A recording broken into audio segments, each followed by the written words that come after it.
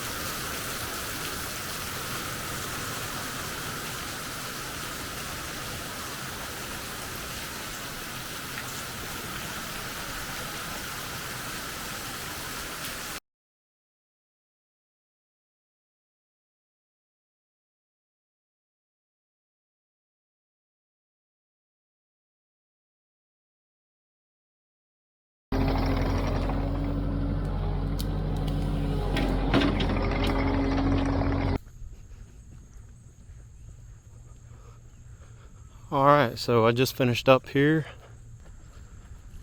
I think maybe eventually they'll plant something here, maybe put in some fresh pine needles.